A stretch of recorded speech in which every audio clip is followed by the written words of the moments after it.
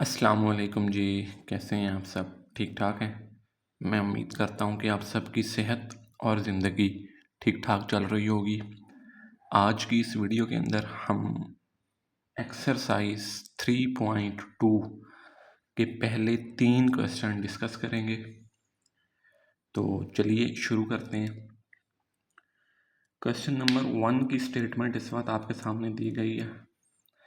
Consider the universal set U is equals to x such that x is a multiple of 2 and 0 is less than x और x जो है वो less than और equals to 30। ठीक है जी। सबसे पहला सेट जो दिया गया वो है यूनिवर्सल सेट, और यूनिवर्सल सेट जो है वो सेट बिल्डर नोटेशन की फॉर्म में दिया गया। ठीक है जी। इसके बाद दूसरा set set A x such that x is a multiple of 6 and B जो थर्ड सेट है वो x such that x is a multiple of 8। अब 3 सेट दिए गए हैं, यू, ए और बी, और तीनों सेट्स इस वक्त सेट बिल्डर नोटेशन में लिखे हुए हैं। ठीक है जी। और जो इन्फॉर्मेशन दी गई है वो मैंने आपको पढ़ के सुना दी है। हमने क्या करना है पहले पार्ट के अंदर? पहला पार्ट ये कहता है कि list all the elements of set A and set be in tabular form. पहला पार्ट ये कहता है कि सेट ए और सेट बी के जितने एलिमेंट्स हैं उनको टेबुलर फॉर्म में लिखें। तो उससे पहले अपनी आसानी के लिए क्वेश्चन को सॉल्व करने के लिए हम सेट यू को, सेट ए को और सेट बी को ज़रा टेबुलर फॉर्म में लिखते हैं और देखते हैं कि बनता क्या है। यू सेट कह रहा है x such that x is a multiple of 2, मतलब 2 दो का पहाड़ा है। यू सेट के अंदर किस तरह के एलिमेंट आएंगे? जो 2 के पहाड़े में आते हैं। ठीक है जी। और वो उनका एंडिंग पॉइंट और स्टार्टिंग पॉइंट भी दे दिया कि एक्स जो है वो 0 से बड़ा और 30 या उससे छोटा होना चाहिए। तो 2 1 ज़ा 2, 2 2 ज़ा 4, 2 3 ज़ा 6, 2 4 ज़ा 8, 2 5 ज़ा 10, 2 6 ज़ा 12, 2 7 ज़ा 14, फिर आ जाएगा 16, फिर आ जाएगा 18, फिर आ जाएगा 20, फिर आ जाएगा 22, फिर आ जाएगा 24, फिर आ जाएगा 26, 28 और 30। ठीक है जी। अब ये देखें, लेस देन और इक्वल्स टू का जिक्र हुआ। ये इक्वल्स टू आया है तो 30 को शामिल किया गया है। अगर ये इक्वल्स टू ना होता तो ये सिर्फ 28 तक आते। ठीक है जी, एक चीज़। दूसरी चीज़, सेट ए के एलिमेंट क्या कहते हैं जी? सेट ए के एलिमेंट कहते हैं मल्टीपल ऑफ 6। उसके अंदर भी 6 का पहाड़ा पड़ना है। तो 6 1 ज़ा 6, 6 2 ज़ा 12, 6 3 ज़ा 18। अब एंड कहाँ पे करना है? सेट ए के एलिमेंट ख़त्म कहाँ पर करने हैं वो इन्फॉर्मेशन ये दी हुई है। ठीक है जी। इसको लेके चलना है क्योंकि यूनिवर्सल सेट सबसे बड़ा सेट होता है और उसके बाद जितने भी सेट दिए जाते हैं वो उससे छोटे होते हैं। तो इसका मतलब है कि सबसे बड़ा सेट ये वाला यूनिवर्सल सेट है। इसकी लिमिट इन दोनों सेट्स पर भी अप्लाई होगी, सेट ए के ऊपर भी और सेट बी के ऊपर भी। सेट ए के एलिमेंट 30 या उससे बड़े नहीं होने चाहिए, और इसी तरह सेट बी के एलिमेंट भी 30 या उससे बड़े नहीं होने चाहिए। 30 आ सकता है लेकिन उससे बड़े नहीं होने चाहिए। ठीक है जी। 18 के बाद 6 4 ज़ा 24 और आखिरी एलिमेंट इक्वल टू 30, तो 30 खुद आ जाएगा। ठीक है जी। और इसी तरह सेट बी वो क्या कहता है? सेट बी ये कहता है कि x such that x is a multiple of 8। अब 8 का पहाड़ा पढ़ लें। तो 8 का पहाड़ा क्या कहता है जी? 8 1 ज़ा 8, 8 2 ज़ा 16, 8 3 ज़ा 24 और 8 4 ज़ा 32। 32 नहीं लिखेंगे क्योंकि 32 जो है वो इस लिमिट से बाहर चला जाएगा। ठीक है जी, हमारे सेट के एलिमेंट 30 तक होने चाहिए या उससे छोटे छोटे होने चाहिए। तो अब ज़रा एलिमेंट्स हमने लिख लिए, क्वेश्चन को सॉल्व करने में आसानी रहेगी। ठीक है जी, पहले पार्ट में उसने क्या कहा हुआ है, उसने कहा है list all the elements of set A and set be in tabular form, कि सेट ए के जितने एलिमेंट्स हैं उनको और सेट बी के जितने एलिमेंट्स हैं उनको टेबुलर फॉर्म में लिखें। ठीक है जी, तो ये मैं अभी आपके सामने मैंने लिखे, तो इस सेट को और इसको हम अपना फाइनल आंसर कंसिडर करेंगे तो हमारा पहला पार्ट सॉल्व हो जाएगा। सेट ए के एलिमेंट्स क्या कहते हैं जी, मल्टीपल ऑफ 6 हैं, तो वो बन जाएगा 6, 12, 18, 24, 30। ठीक है जी, और सेट बी के एलिमेंट भी 8, 16 और 24। ठीक है जी, तो ये है सॉल्यूशन क्वेश्चन नंबर 1 के पहले पार्ट का, जिसके अंदर कुछ नहीं करना था, सिर्फ सेट ए और सेट बी के एलिमेंट्स को जो कि लिखे गए थे टेबुलर फॉर्म में उनको चेंज करके लिखना था। सॉरी, सेट बिल्डर नोटेशन में लिखे गए थे और हमने उनको चेंज करके लिखना था टेबुलर फॉर्म में। ठीक है जी, नेक्स्ट है जी हमारे पास सेकंड पार्ट। सेकंड पार्ट के अंदर हमने फाइंड करना है ए इंटरसेक्शन बी। ये जो सिंबल है इसको पढ़ते होते हैं इंटरसेक्शन। ठीक है जी, ए इंटरसेक्शन बी का मतलब ये है वो एलिमेंट जो सेट ए और सेट बी दोनों में कॉमन हों, दोनों में मौजूद हों। ठीक है जी, तो सबसे पहला काम तो सेट ए के एलिमेंट्स लिखेंगे, वो हैं जी 6, 12, 18, 24 और 30। ठीक हो गया जी, इसके बाद इंटरसेक्शन का सिंबल यूज़ करेंगे और नेक्स्ट सेट बी के एलिमेंट लिखेंगे 8, 16 और 24। अब करना है इन दोनों का इंटरसेक्शन, कॉमन वैल्यू निकालनी है जो पहले सेट में भी मौजूद हो और जो दूसरे सेट में भी मौजूद हो। तो सिर्फ एक एलिमेंट ऐसा बनेगा जो दोनों में मौजूद है, विच इज़ 24। ठीक है जी, तो ये आ गया ए इंटरसेक्शन बी का आंसर। नेक्स्ट है जी थर्ड पार्ट। थर्ड पार्ट के अंदर हमें ये कहा गया कि एक वेन डायाग्राम बनाएं।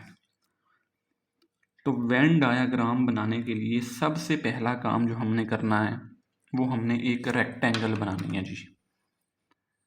हमने बनानी है एक रेक्टेंगल।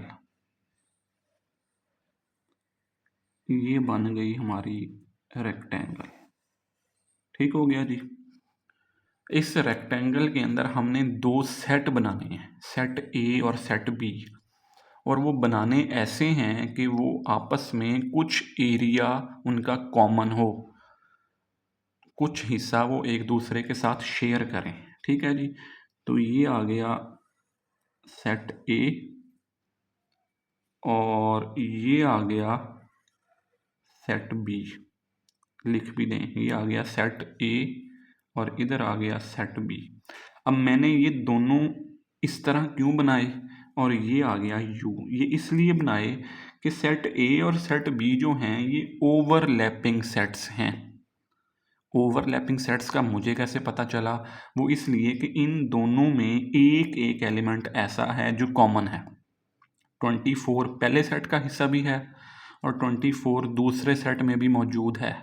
ठीक है, तो इसलिए ये दोनों सेट कौन से सेट बनेंगे, ओवरलैपिंग, और ओवरलैपिंग को इस तरीके से ड्रॉ किया जाता है। तो इन दोनों का कॉमन एलिमेंट कौन सा था, 24, वो आ जाएगा इस पोर्शन के अंदर। जो कॉमन है।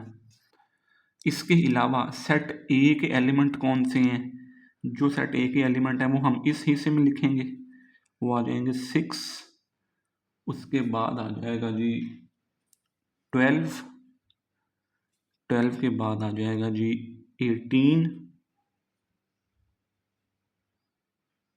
18 के बाद आ जाएगा 24, 24 जो है वो हम यहाँ ऑलरेडी लिख चुके हैं, और 24 के बाद आ जाएगा 30।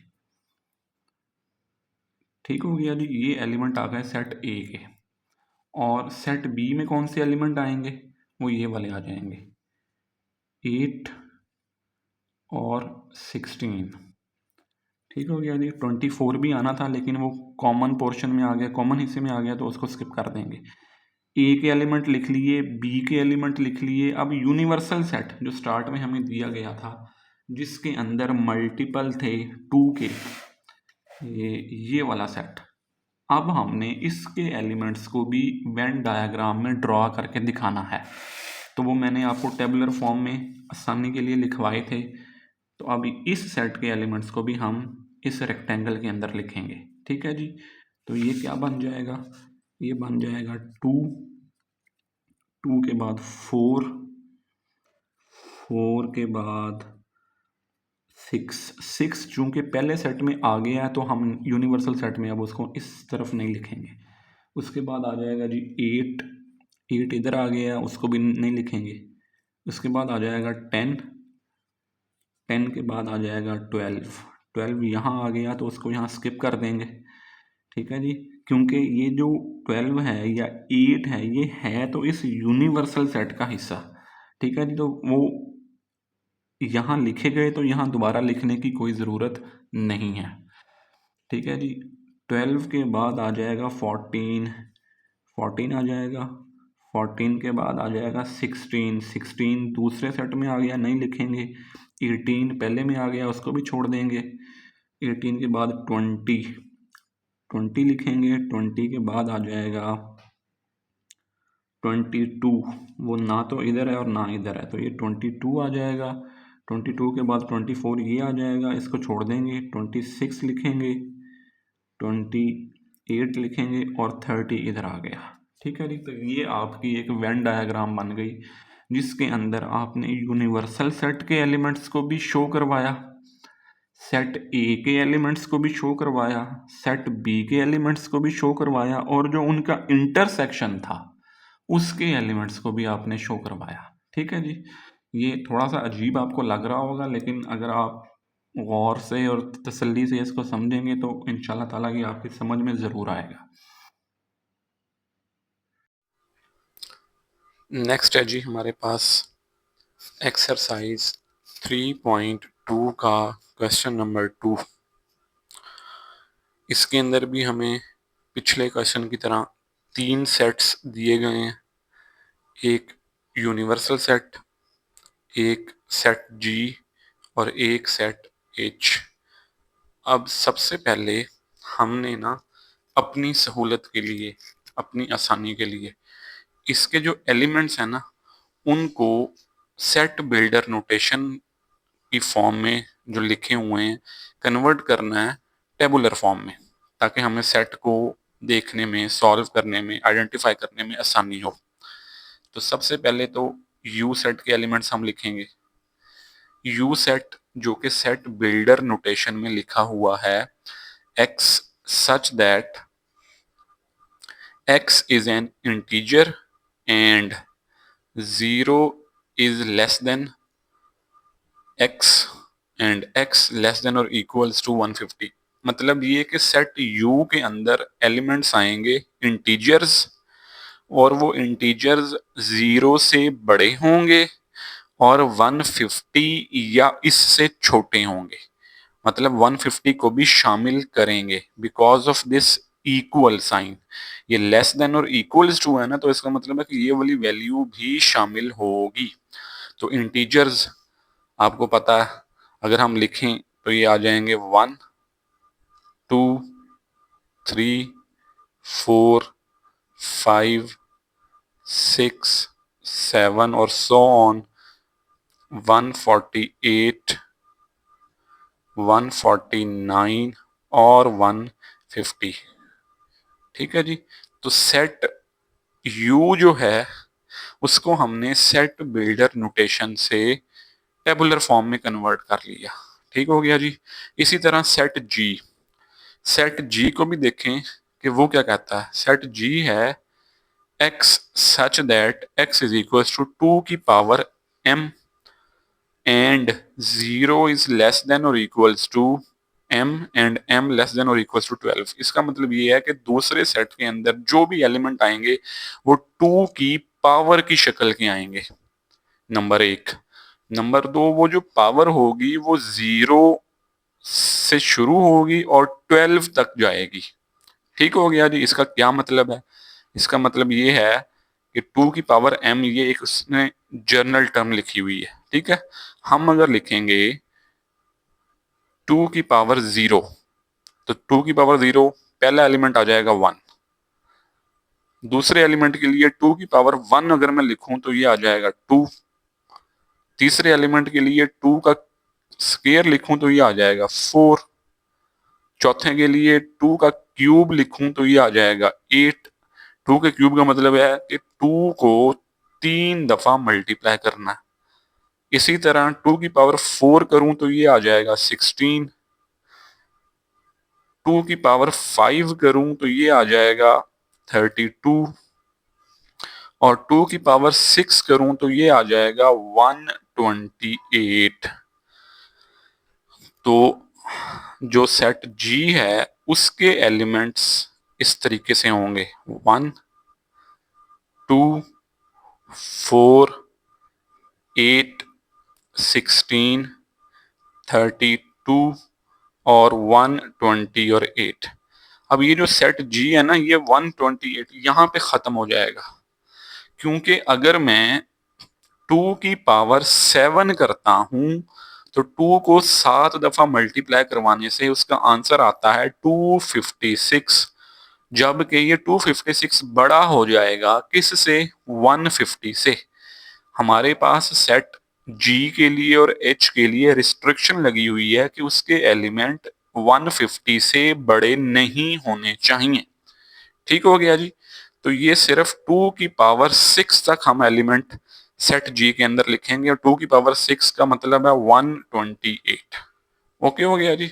इसी तरह सेट एच की तरफ आ जाएं, जो कि इस वक्त सेट बिल्डर नोटेशन में लिखा हुआ है। कहता क्या है? X such that x is square. मतलब ये कि इसके अंदर सिर्फ स्केयर नंबर आएंगे। 1 का स्केयर कर लें तो वो 1 होता है। ठीक है जी, ये आ जाएगा इसके अंदर। 2 का स्केयर कर लें तो वो होता है 4, ये वाला एलिमेंट आ जाएगा। इसी तरह 3 का स्केयर कर लें तो वो होता है 9, ये एलिमेंट आ जाएगा। तो इसी तरह ऑनवर्ड्स। ठीक है। तो इसके एलिमेंट कैसे बनेंगे? तो सेट एच के जो एलिमेंट बनेंगे ना, वो कुछ इस तरीके के बनेंगे। उनमें 1 आ जाएगा, 4 आ जाएगा, 1 स्केयर होता है 1 का, 4 स्केयर होता है 2 का, 9 आ जाएगा, ये स्केयर होता है 3 का,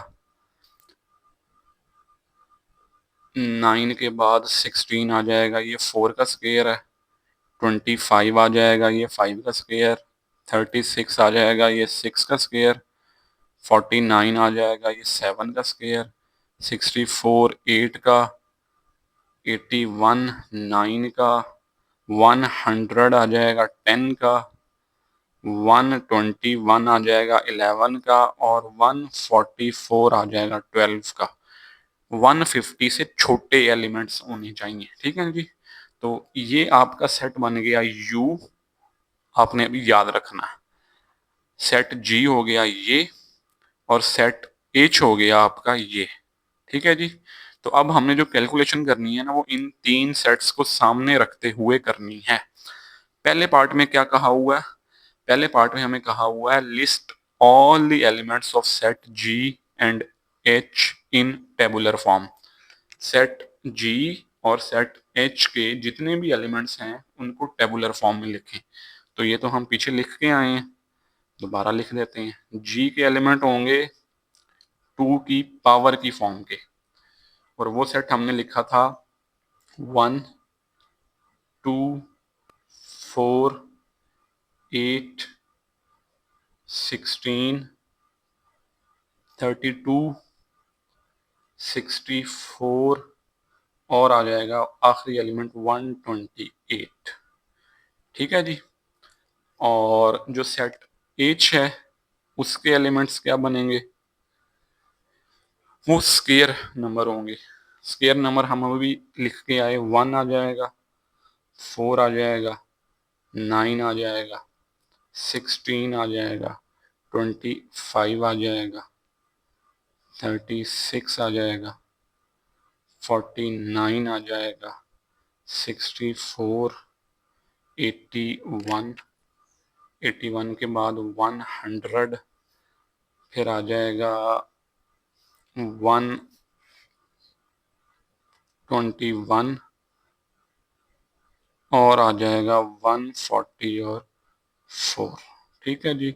तो ये पहले पार्ट का आंसर है, जिसके अंदर हमें कहा यह गया था कि सेट जी के और सेट एच के सारे एलिमेंट्स को जो कि सेट बिल्डर नोटेशन में दिए गए हैं उनको टेबुलर फॉर्म में शो करें। तो ये हमने उनको शो कर दिया। सेकंड पार्ट के अंदर हमें ये कहा गया कि जी यूनियन एच ये फाइंड करें। तो जी यूनियन एच के लिए ये जो सिंबल है इसको पढ़ते होते हैं यूनियन। जी यूनियन एच के लिए सबसे पहले तो हम एलिमेंट्स लिखेंगे जी के, फिर यूनियन डालेंगे और फिर एच के एलिमेंट्स लिख के फिर बाद में उसका आंसर कैलकुलेट करेंगे। लेकिन मैं यहाँ पे डायरेक्ट फाइंड आउट करूंगा जी यूनियन एच के अंदर एलिमेंट्स किस तरह के आएंगे। इसके अंदर वो एलिमेंट्स आएंगे जो या तो पहले सेट का हिस्सा हैं या फिर दूसरे सेट का हिस्सा है। ठीक है जी। नंबर ऑफ एलिमेंट्स या those elements, sorry number of elements नहीं, those elements which are either in first set और इन सेकंड सेट, मतलब दोनों सेट्स के एलिमेंट लिख देने हैं और लिखने तरतीब से हैं। तो सबसे पहले तो ब्रैकेट डालेंगे, ब्रैकेट डाल के सबसे पहला एलिमेंट 1 आ जाएगा, 1 इधर भी है इधर भी है। ठीक हो गया जी। तो एलिमेंट हमने कोई रिपीट नहीं करना। 1 के बाद बारी आएगी 2 की, 2 आ जाएगा। 2 के बाद बारी आएगी 4 की, 4 आ जाएगा। 4 के बाद बारी आएगी 8 की, वो आ जाएगा। 8 के बाद बारी आएगी 9 की, वो आ जाएगा। 9 के बाद आएगा 16, 16 दो दफा है तो हमने एक दफा लिखना है। ठीक है जी। 16 के बाद आ जाएगा 25, 25 के बाद आ जाएगा 32। लिखना तरतीब से है, जो भी एलिमेंट्स लिखने हैं वो लिखने तरतीब के साथ है। 32 के बाद आ जाएगा 36। ठीक है जी। 36 के बाद क्या आ जाएगा जी 49। 49 के बाद आ जाएगा जी 64। 64 के बाद आ जाएगा 81। 81 के बाद आ जाएगा 100। 100 के बाद आ जाएगा 121। 121 के बाद आ जाएगा 128 और फिर आ जाएगा 140 और 4। ठीक है जी। तो ये सेकंड पार्ट का आंसर है, जिसके अंदर हमने जी यूनियन एच ये फाइंड करके देना था।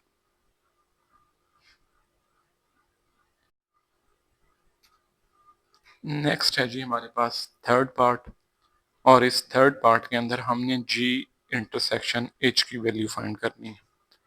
अब जी इंटरसेक्शन एच का मतलब है नंबर ऑफ एलिमेंट्स जो कि जी में भी हों और एच में भी हों, मतलब दोनों के कॉमन एलिमेंट्स जो पहले सेट का हिस्सा भी हों और दूसरे सेट में भी मौजूद हों। ठीक है जी। तो एक दफा जरा नजर घुमा लेते हैं। 4 पहले सेट का हिस्सा भी है, दूसरे सेट का हिस्सा भी है। तो आ जाएगा G intersection H equals to, पहला एलिमेंट आएगा जी हमारा 4। पहले एलिमेंट के बाद आगे चलें तो 16 पहले सेट में भी मौजूद है और दूसरे सेट में भी मौजूद है। तो दूसरा एलिमेंट आ जाएगा हमारा 16, ठीक है जी। और जो थर्ड है वो बन जाएगा 64, पहले सेट में भी मौजूद है और दूसरे सेट में भी मौजूद है, ठीक है जी। तो जी इंटरसेक्शन एच का सॉल्यूशन भी हमारे पास आ गया जी। नेक्स्ट है जी हमारे पास एक्सरसाइज 3.2 का क्वेश्चन नंबर 3। अब क्वेश्चन नंबर 3 के अंदर उसने हमें दो सेट दिए, सेट पी और सेट क्यू, और वो दोनों सेट उसने हमें सेट बिल्डर नोटेशन में दिए, सेट पी और सेट क्यू, और दोनों दिए सेट बिल्डर नोटेशन में। तो सबसे पहले तो इस सेट बिल्डर नोटेशन को टेबुलर फॉर्म में कन्वर्ट करें ताकि हमें क्वेश्चन को सॉल्व करने में आसानी रहे, ठीक है जी। तो सेट पी के एलिमेंट्स किस तरीके से हैं, देखें जी।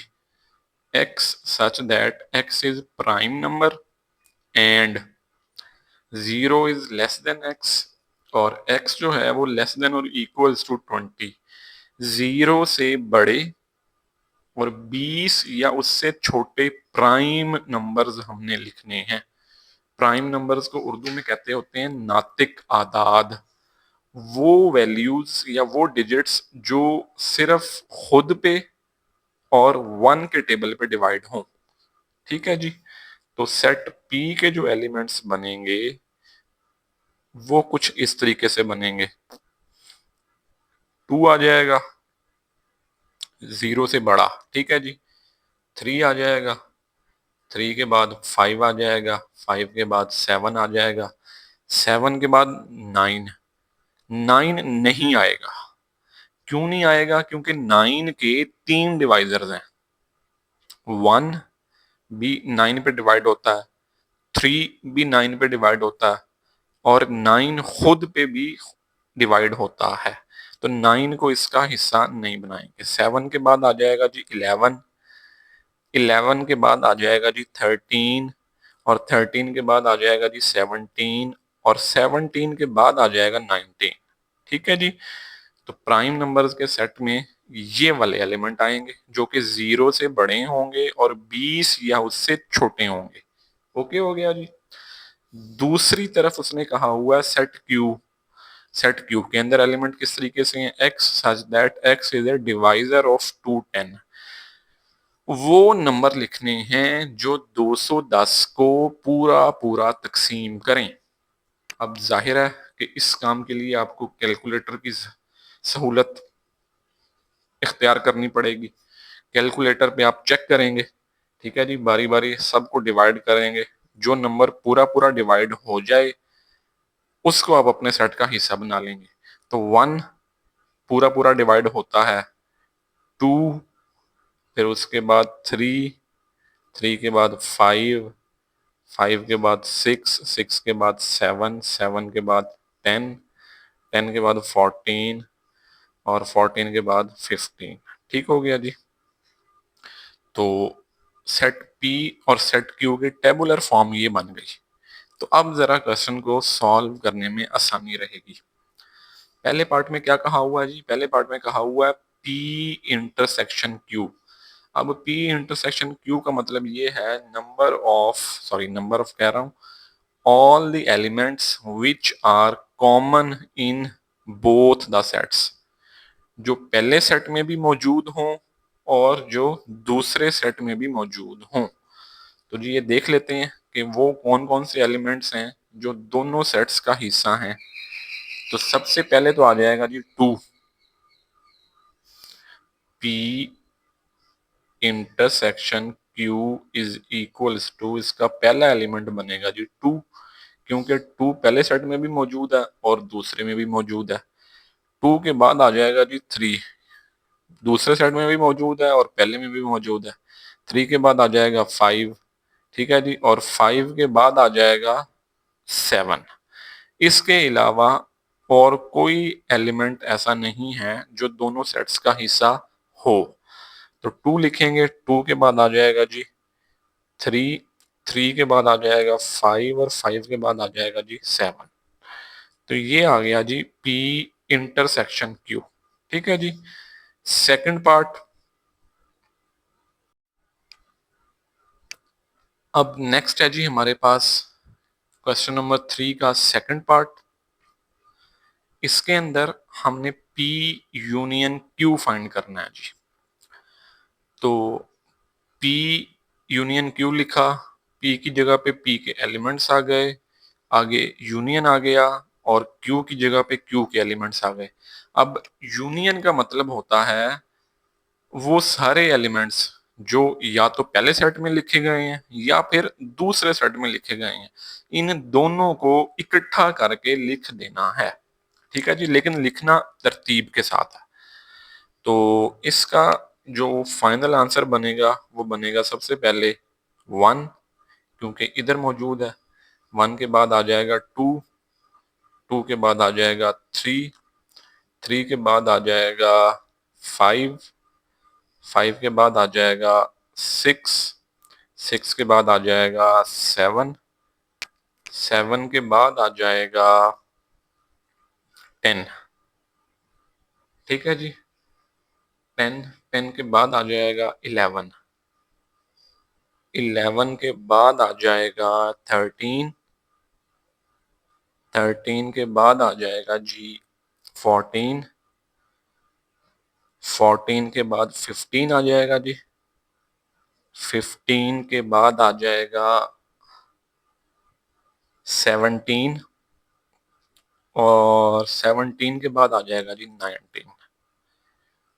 तो ये बन जाएगा जी P यूनियन Q का आंसर।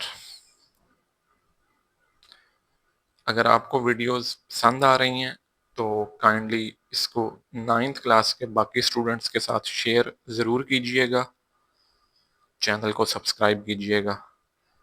आपसे मिलते हैं अगली वीडियो में। Till then, take a very good care of your self and your loved once.